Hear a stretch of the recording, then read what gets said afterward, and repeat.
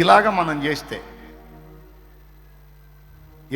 చేస్తే నీ ఆహారము బేదలకిచ్చి, నీ ఆహారం ఆకలి కొన్న వానికిచ్చి, నీ రక్త సంబంధికి నీ ముఖం చాటు చేయకుండా, దిక్కుమాలిన బేదల్ని నీ ఇంట చేర్చుకొని వస్త్రహీనుడికి వస్త్రం ఇచ్చి, అలాగున నీవు చేసిన ఎడలా ఇక చెప్తున్నాడు, నీ వెలుగు వేకువ చుక్క వలె ఉదయించును. నీ వెలుగు వేకువ చుక్క వలె ఉదయించును. వాళ్ళకి పెట్టి వీళ్ళకి పెట్టి నేను అన్యాయం అయిపోయానే డైలాగే వద్దు నీకో. నువ్వు పెట్టావు, నష్టపోయావా, దేవుడు చూశాడు. తప్పకుండా తప్పకుండా తప్పకుండా నిన్ను దీవిస్తాడు, నీకు పుట్టిన నీ పిల్లల్ని కూడా దీవిస్తాడు. నువ్వు మళ్ళా ఇచ్చేటట్టు నిన్ను చేస్తాడు నా తండ్రి. ఈ చెయ్యి ఆగదో, ఇచ్చే చెయ్యి ఆగదో. ఆ చెయ్యిని ఎల్లప్పుడు ఇచ్చేటట్టే చేస్తా ఉంటాడు నా యేసయ్య. ఇంకా అనేక మందికి ఇచ్చేటట్టే చేస్తాడు. నీ వెలుగు వేకువ చుక్క వలె ఉదయించును. ఒకవేళ నువ్వు రోగివా, నువ్వు రోగాలతో ఉన్నావా, నేను చెప్పినట్టు చెయ్యి, నువ్వు స్వస్థత నీకు శీఘ్రముగా లభించును. నేను చెప్పినట్టు చేయను. దీనుల్ని అభాగ్యుల్ని నీకున్న దానిలో చేయదగ్గ దానిలో చెయ్యి, నీ రోగాన్ని నేను తగ్గిస్తా అని చెప్పాడు. నాకు తెలియదు, ఆయన చూడండి, చదవండి అక్కడ. నీ నీతి నీ ముందర నడుచునో, యెహోవా మహిమ నీ సైన్యపు వెనుకటి భాగమును కావలి కాయును. దేవుని మహిమ నీకు కాపుదలగా ఉంటుందంట. ఆయన చెప్పి నీ చేస్తే,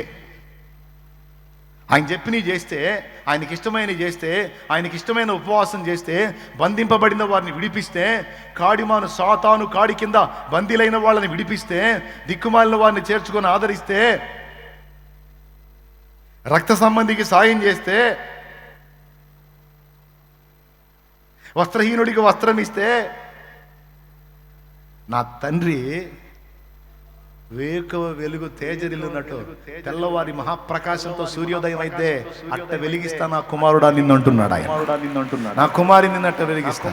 ఏది ప్రభువా, నేను అన్ని చేశాను, ఆయన దరిద్రతలోనే ఉన్నానని నువ్వు అంటున్నావా? లేదు లేదు, నువ్వు చేసినవని నేను ఎరుగుదును, నిశ్చయముగా నేను నిన్ను వెలుగు తేజరిల్ల చేస్తాను చూడు అని నా దేవుడి రోజు మాట్లాడుతున్నాడు. నీవు చేసినవన్నీ నేను ఎరుగుదును, అవన్నీ నీకు ఉపయోగంగా మారేటట్టు, నీ వెలుగు వేకువ వెలుగు తేజరిల్లినట్లు నేను నీ విషయంలో చేయబోతున్నాను, నువ్వు అనుభవిస్తావా కార్యాలని నా దేవుడు మాట్లాడుతున్నాడు. రెండోది ఏమంటున్నాడు? నువ్వు రోగివా, స్వస్థత నీకు శీఘ్రముగా లభించును. మూడవది, నీ ముందు వెనకల నేనే మహిమ, నా మహిమ నీకు ప్రాకారమై ఉంచుతాను. నేనే కావలి కాస్తావా? నేనే కావలి కాస్తాను నీకు. పో, నీ చెప్పినట్టు చేయను, నువ్వు జాగ్రత్తగా సరి చేసుకో, నేను చెప్పిన రూట్లోకి రాను, నీ హృదయం అలాగా నువ్వు దిద్దుకో, ప్రేమతో నింపబడు, ఆత్మల భారం కలిగి ఉండు, సువార్త ప్రకటించు, నేను చెప్పినట్టు చేయను. ఏ రోగం నీకు దగ్గర ఉంటుందో నేను చూస్తా. నీకు శరీరాన్ని ఇచ్చిన వాడిని నేనే. నేను దాన్ని రోగగ్రస్తం చేశానంటే దాన్ని రిపేర్ చేసే దమ్ము ఎవడికి లేదో. నేను రిపేర్ చేశానంటే దానికి తిరుగులేదు. నేను రిపేర్ చేశానంటే దానికి తిరుగులేదో. నేను ముట్టానంటే ఇంక నీకు నీ రిపోర్ట్ మారిపోయిందంటే చేస్తున్నావు. హల్లెలూయా. ఎందుకు భయపడుతున్నావు? అస్సలు భయపడొద్దు. నేను చెప్పినట్టు చూసుకోను, అంతే, నేను చూసుకుంటా. అంతేనా? అయిపోలా. ఇక చూడు, వాగ్దానాల కుప్ప. అప్పుడు నీవు పిలువగా యెహోవా ఉత్తరం ఇచ్చును, నీవు మొరపెట్టగా ఆయన అంటాడంట, ఏంటేంటి నేనున్నాను అంటాడంట. కలవరం పడి బిడ్డ లేచినప్పుడు అమ్మో నాన్న దగ్గరకు పరిగెత్తి బిడ్డను దగ్గరకు తీసుకొని ఫస్ట్ వాడి డైలాగ్ ఏంటి? అమ్మాయి కలవరం పడుతుంది, కేకలేసింది, అమ్మా అమ్మా అమ్మ అని కేకలేసింది అనుకో, తల్లి కానీ తండ్రి కానీ ముందు పరిగెత్తుకుంటూ పోయి దగ్గర తీసుకొని అన్నమాట, ఏందమ్మా నేనున్నా కదా. ఏదన్నా తరమబడినప్పుడు కూడా బిడ్డ బెదిరిపోయి దగ్గరకు వచ్చినప్పుడు చుట్టేసుకొని మనం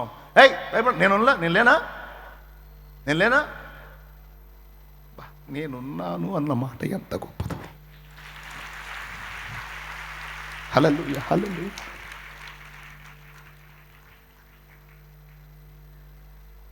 నేనున్నాను అన్న మాట ఎంత బలమైందో.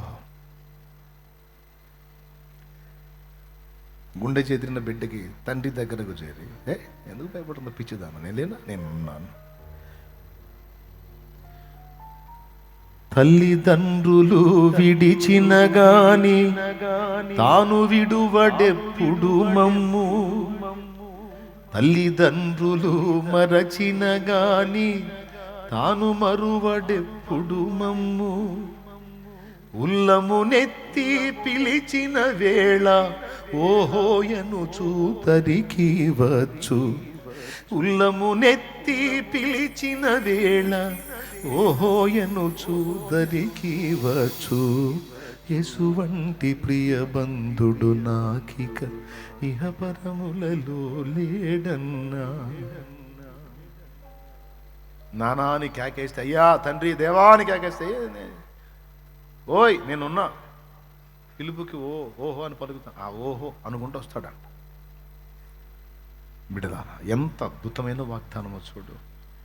నేనున్నానను అనే మాట మీకు తేలిగ్గుందేమో, నాకు గొప్ప ధైర్యాన్ని ఇచ్చిన మాట. అదే కదా కావాల్సింది. నేనున్నా నీకేమైంది? నా దగ్గర కూడా గుండె చేతులు వచ్చిన వాళ్ళకి అదే డైలాగ్ చెప్తా నేను. ఏసై ఉన్నాడు, నేనున్నాను తల్లి, నువ్వు చావాల్సిన అవసరం ఏముందిరా, మందిరం ఊడ్చుకుంటానైనా బతకొచ్చమ్మా, ఎందుకురా ఆత్మహత్య, ఎందుకురా చావు, అందరూ వదిలేసిన సన్నిధిలో నువ్వు బతకొచ్చమ్మని ముందు ధైర్యం ఇస్తా. యథార్థంగా నిజంగా బాధితులైతే చేర్చుకొని ఆదరించిన అనుభవాలు ఉన్నాయి. కొంతమంది ఆవేశంతో వస్తారు, అలాంటి వాళ్ళకి ముందు ధైర్యం చెప్పే మాట చెప్పినప్పుడు మనసు శాంతించినప్పుడు మళ్ళీ వెళ్ళిపోతారు. నిజంగా ఏ ఆదరణ లేని వాళ్ళని చేర్చుకొని ఆదరించిన అనుభవాలు ఉన్నాయి. సన్నిధిలో అలాగున్న అనేక మంది బతుకుతున్నారు, ఇంకా బతికిస్తాడు నా దేవుడు. హల్లెలూయా. నేనున్నాను అంట. ఆయన చెప్పినట్లుగా నువ్వు కానీ అడుగులు వేస్తే ఏ ఆపదైనా సరే నీవు మొర్ర పెట్టగా ఆయన ఇదిగో నేనున్నాను. ఇతరులను బాధించుటయు, వ్రేలు పెట్టి చూపి తిరస్కరించుటయు, చెడ్డదానిని బట్టి మాటలాడుటయు నీవు మాని. చూడు మళ్ళీ చెప్తున్నాడు ఇంకొన్ని. ఏమంటున్నాడు? ఇతరులను బాధించుట. బాయ్, భార్యనే కానీ, బిడ్డలనే కానీ, తల్లిదండ్రులనే కానీ, భర్తనే కానీ, ఇతరులనే కానీ బాధించటం అనేది మంచిది కాదు. కొంతమంది పీడిస్తూ ఉంటారు. కోడళ్లను పీడించే అత్తలున్నారు, అత్తలని పీడించే కోడళ్ళున్నారు, భర్తలను సాధించే భార్యలున్నారు, భార్యలను వేధించే భర్తలున్నారు. పీల్చేస్తూ ఉంటారు. అలా నువ్వు బాధించొద్దు అన్నాడు. నీ వల్ల ఎవ్వరూ బాధపడటానికి వీల్లేదు బిడ్డ, నువ్వు నా బిడ్డవే. చేతనైనంత మటుకు అందరూ నిన్ను బట్టి సంతోషపడాలే కానీ నువ్వెవరిని బాధించే వ్యక్తిగా ఉండొద్దు. నువ్వు నా బిడ్డవే అంటున్నాడు ఆయన. కొడితే అయిపోయింది టైము. నువ్వు స్క్రీన్ దీవాకరా, వాక్యం దీవాకరా. నా ముఖం పద్దాకల, నా ముఖం దరిద్రం ఎందుకురా, వాక్యం పెట్టిరా.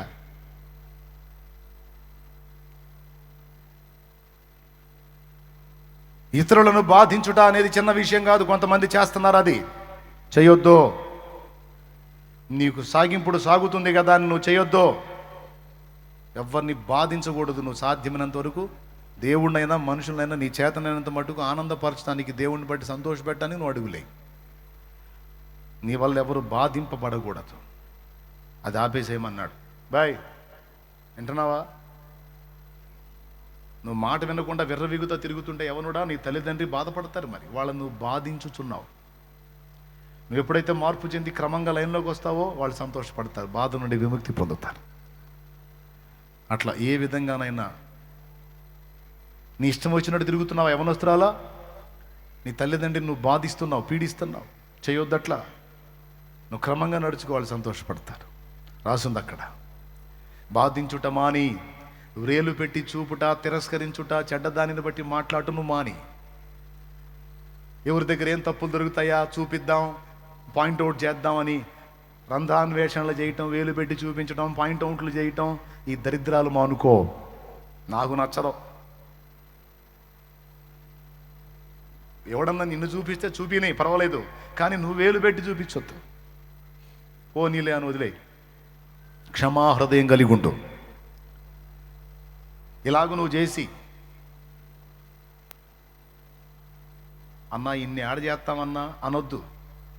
అసలు ఇన్ని ఆడు గుర్తుంటాయన్నా అని కూడా అనొద్దు. గుర్తు లేకపోతే ఎట్లా దెబ్బతింటావు?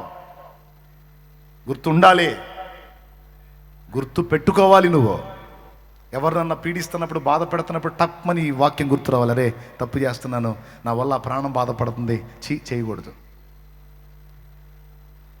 భార్య నా కోసం వచ్చింది, తల్లిదండ్రులను వదులుకొని, సమస్తం వదులుకొని నన్ను ప్రేమించి వచ్చింది, నాకు లొంగి ఉందని, లోబడుతుందని, నాకు భయపడుతుందని ఆమె ప్రాణమును నేను పీడించకూడదు, ఆమె ప్రాణము నేను విసిగించకూడదు. నాకు సాగుతుంది కదా అని సాగింపుడు సాగించుకోకూడదు. పిచ్చిది.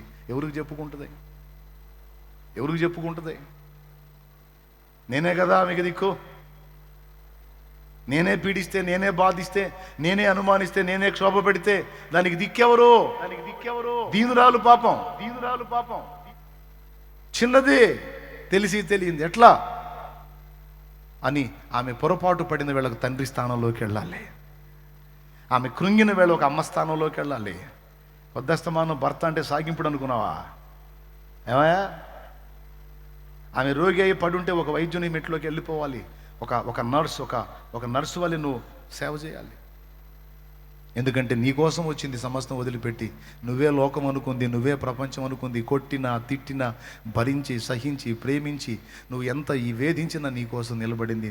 నీకు పిల్లల్ని కానీ ఇచ్చింది, నీకు లైఫ్ని ఇచ్చింది, చాలా చేసింది. తల్లి చేసే సేవ తల్లి చేస్తే, భార్య చేసే సేవ భార్య చేసింది నాయన. కాబట్టి ఏముంది దాని బొంద, దానికి ఏముందని, అసలు మనిషే కాదన్నట్టు నువ్వు ఆలోచించొద్దు. ఆమె ఒక రాయి అన్నట్టు ఆలోచించొద్దు. ఆమెకు ఒక హృదయం ఉంది, ఆ గుండెల్లో కూడా ఒక వేదన ఉంది. అది అర్థం చేసుకోవాలి, దగ్గరగా తీసుకోవాలి, మాట్లాడాలి, మనసు విప్పి మాట్లాడాలి. ఆమె ఓపెన్గా అన్ని చెప్పుకునేంత స్వేచ్ఛను నువ్వు ఇవ్వాలి. గుర్తుపెట్టుకో, బాధించొద్దు, ప్రాణాలని బాధించొద్దు. ఏమన్నా ఇబ్బందిగా ఉందా? నేను చెప్పేది అర్థమవుతుందా? ముగియమంటే నాకు ఇబ్బంది ఏం లేదు, కానీ తెలుసుకోవాలి. మీరు తెలుసుకోవాలి, మార్చుకోవాలి, నడుచుకోవాలి. పీడించొద్దని చెబుతున్నాను. బాధించొద్దు, ఇతరులను వేలు పెట్టి చూపించి తిరస్కరించొద్దు. చెడ్డదాన్ని బట్టి వాళ్ళు అట్లా వీళ్ళట్లని ఎప్పుడు చెడిపోయిన మాటలు మాట్లాడుకోవద్దు. మానేయ్. లోకాభిరామాయణ మాట్లాడటం మానేయ్. లోకములో ఉన్న చెత్త మాట్లాడటం మానేయ్. లోకములో ఉన్న శుద్ధం మాట్లాడటం మానేయ్. వాళ్ళ వీళ్ళ చెడుగులు మాట్లాడటం మానేయ్. అవకాశం ఉన్నంత వరకు దేవుని సంగతులు, 10 మందికి ఉపయోగపడే మాటలు అయ్యే మాట్లాడు. ఇలాగూ నువ్వు చేస్తే, ఆశించిన దాన్ని ఆకలిగొనిన వానికి ఇచ్చి, శ్రమపడిన వానిని తృప్తిపరచిన ఎడల, వాడి చేత 1000 రూపాయలు చాకిరీ చేయించుకుని 500 ఇచ్చి పంపిస్తాడు. కొంతమంది బుద్ధి, వాడి చేత 1000 రూపాయలు చాకిరీ చేపిస్తాడు, ఇడేమో పెద్ద పెద్ద మొత్తం ఇచ్చినట్టు 500 ఇచ్చి పంపిస్తాడు. ఒక్కొక్కళ్ళు ఉంటారు నిన్ను గాల్లే. అక్కడ ఏమని రాశాడో తెలుసా? కష్టపడ్డ వాడికి, వాడి కష్టానికి తగినట్టు నువ్వు ఇవ్వాలి, లేకపోతే కేసు రాస్తా అన్నాడు. ఆడే బడి ఉంటాడులే, ఎంతో కొంత ఇత్తనం, ఆడే కడుపు నింపుకుంటాడులే, ఆడే ఉంటాడు, సత్తాడులే అన్నట్టు ఉండకూడదు. అది ఇంత కష్టపడుతున్నాడు, ఈ కష్టానికి ఇంత న్యాయం వీడికి ఇవ్వటం తప్పు లేదు, ఇద్దాం అని కష్టాన్ని ఎంచి తగ్గదాన్ని నువ్వు ఇవ్వాలంట. అలా నువ్వు చేస్తేనంట శ్రమ పడిన వాడంట నీ దగ్గర తృప్తి పడాలంట. అర్థమైందా? శ్రమ పడ్డవాడికి పావులా ఎక్కువ ఇవ్వు. ఒకసారి మా అమ్మగా చెప్పా, మార్కెట్కి పోయి 15,000 రూపాయల సరుకులు కొని రిక్షాలో వేసుకొని వస్తుంది. ఇంటికాడికి వచ్చి రిక్షా పడితే తగాద వేసుకొని, నేను 10 ఇస్తా అంటే వాడు 15 అంటాడు. ఏదమ్మా నీకేం తెలుసా, అడ్రోడ్ కాడికి దొక్కుంటా వచ్చానమ్మా నేను, నీ దొక్కితే నీకు అర్థమైంది అంటున్నాడు. ఏందది? ఏం బరువు? నేనెంత బరువు ఉన్నా ఈ ఎంత బరువు ఉంది? లేదు, ఆ తక్కువ బరువు ఉంటుందా? నేను పోయే సమయానికి, అమ్మా నువ్వు ఎప్పుడైనా రిక్షా దొక్కావే అన్నా. తొక్కకపోతే చెట్లు కాత నిజలేవా అంటుంది. నేను దొక్కానే, నాకు తెలుసు. ఒట్టి రిక్షా దొక్కితేనే కాళ్ళు పోతాయి. అలాంటిది నిన్ను కూర్చోబెట్టుకొని ఇంత సరుకుని వేసుకొని వాడు అడ్రోడ్డు ఎంత దూరం, ఎక్కడి నుంచి మెరకది, ఆంతో లాక్కుంటూ వచ్చి తీసుకొచ్చి నిన్ను వదిలిపెడితే 15,000 రూపాయలు సరుకులైతే కొనగలిగేవని అడిగి 15 రూపాయలు ఇవ్వడానికి ఎందుకుమా? తప్పుమా. అలాగైతే సువార్త ఎలా చెప్పగలవు నువ్వు? దేవుని ప్రేమ ఎలా చూపగలవు? 15 అడిగితే ఇంకొక 5 కలిపి 20 ఇచ్చి చల్లగా ఉండు నాయనాను. చల్లగా ఉన్నాయినా నువ్వు ఇంకొక 5 రూపాయలు ఇచ్చి, అప్పుడు నువ్వు మళ్ళీ మార్కెట్లో కనపడతామో దా బండెక్కో అంటాడు. అంతేకాదు నువ్వు చెప్పిన ప్రతి మాట గౌరవిస్తాడు. అందులో నువ్వు దేవుడి గురించి చెప్తే ఆ మాట కూడా గౌరవిస్తాడు. ఏమండి, నేను చెప్పే వేస్ట్ మాటలా? అవసరమైనయా? జీవితానికి అవసరమైనవి. వీటిని నువ్వు అనుసరించు. ఆ ప్రేమను బట్టి చాలామందిని గెలవగలవు నువ్వు. ఆ ప్రేమను బట్టి చాలా మందిని గెలుచుకోగలవు. అట్లా నువ్వు చేస్తే కష్టపడ్డోడిని తృప్తిపరిస్తే చీకట్లో నీ వెలుగు ప్రకాశిస్తుంది. అంధకారం సైతం నీకు మధ్యాహ్నపు వెలుగులాగా ఉంటుందంట. నేను చెప్పిన ప్రతి మాట మీకు దీవెనకరమైంది. యెహోవా నిన్ను నిత్యము నడిపించును. కరువు కాలంలో నిన్ను తృప్తిపరచి నీ ఎముకలను బలపరచుతాడు. నీవు నీరు కట్టిన తోట వలెనే ఎప్పుడు నువ్వు ఉబుకుచుండు నీటి ఓట వలె ఉంటావు. ఇక నువ్వు ఇంటికి పోయి చూసుకో, ఎన్ని వాగ్దానాలు ఇచ్చాడో చూడు. ఇప్పుడు ముందు ఆయన చెప్పినవి నువ్వు చేస్తే ఆ క్రింద వాగ్దానాలన్నీ నీ సొంతం.